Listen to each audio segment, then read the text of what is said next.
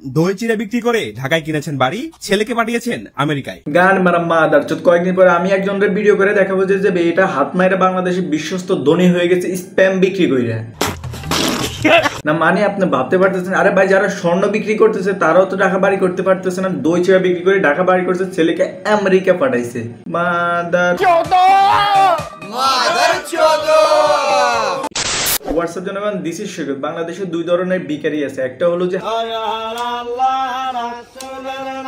আরেকজন ভিখারি আছে যে কাস্টমার গুলো যাক আমি সব দেখাচ্ছি, প্লিজ আমাকে একটু বেচা কিনা করতে দিন। ক্যামেরা নিয়ে যে কোনো জায়গায় যে দাঁড়ায় থাকে, এটা করছে সেটা করছে, মানে ব্লগের নামে ভিখারি। এরা আবার নিজেদেরকে ফ্রুট ব্লগার বলে দাবি করে। তো আজকে আসছি সেরকম কিছু ফ্রুট ব্লগারে আপনাদের সাথে পরিচয় করে দেওয়ার জন্য।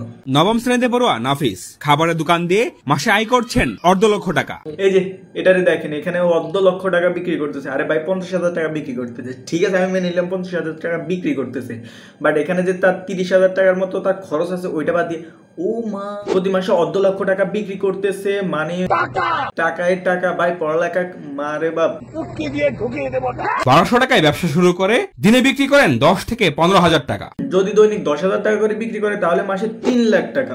উরে বেঞ্চোদ, পড়ালেখা গেছে গান মারানে, কালকে থেকে রাস্তায় ডোসা বিক্রি করবো। 50 টাকা ধরে প্রতিদিন বিক্রি করেন 500 থেকে 700 প্লেট। সৎ পথে আয় করেও কোটিপতি হওয়া যায়। সৎ পথে আয় করে কোটিপতি হয়ে যায়। তো মাদার চোদ, তুই ক্যামেরাস বাদ দে, এগুলা বাদ দে, তুই দই ছাড়া বিক্রি কর বা ঢাকা একটা বাড়ি কর, গাড়ি কর, না তুই ক্যামেরা নিয়ে দাঁড়ায় থাকো। ঠিক বলেছো না, একদম আপনাদেরকে ক্যালকুলেট করে বুঝাই দিতেছে। ডেলি এত টাকা করে বিক্রি করবেন, এতগুলা বিক্রি করবেন, তাহলে আপনি সফল, আপনি বিজনেসম্যান হয়ে যাবেন। মানে টাকা টাকা, আপনি টাকার উপরে শুয়ে থাকবেন। আপনার রাস্তার মধ্যে একটা ঠেলা গাড়ি দেন, ঠেলা গাড়ির মধ্যে ডোসা বিক্রি করেন কিংবা দই ছেড়া, আপনি হয়ে যাবেন কোটিপতি। টাকা একটা বাড়ি হবে, ছেলে একটা আমেরিকা থাকবে। বাচ্চা আপনি বিয়ে করেন নাই? ও আপনি এখন গার্লফ্রেন্ডও নাই?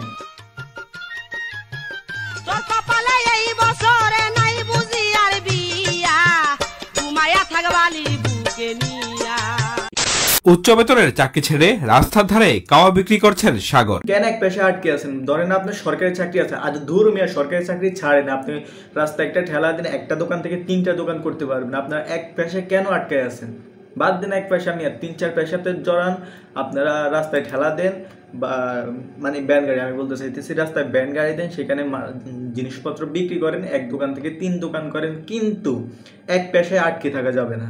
1000 টাকায় ঝালমুড়ি বিক্রি করে ভাইরাল হয়েছিলেন বিলাল মিয়া, কিন্তু বর্তমানে ব্যবসায় ঠাডা পড়েছে। তো ঠাডা পড়বে না, তোর মতো শকুনে যেখানে চোখ পড়বে সেখানে এমনি ঠাডা পড়ে সবকিছু শেষ হয়ে যাবে। অনার্স পাস করেও রাস্তা ধারে দাঁড়িয়ে অহনা বিক্রি করেন হাঁস ও ছিটরুটি। মোরাল অফ দ্য স্টোরি, মাথা মোটা ব্লগার আপনাদেরকে বুঝাইতে চাইতেছে যে পড়ালেখা গেছে গান মারানে। আপনারা সবাই রাস্তার মধ্যে ফ্রুট স্টল দিয়ে বসেন আর দিনে মাসে প্রতি মাসে লাখ লাখ টাকা ইনকাম করেন। এই যে সরকারি চাকরি, এইটা সেইটা, ভালো কর্পোরেট জব, এগুলা সবগুলা গান মারা।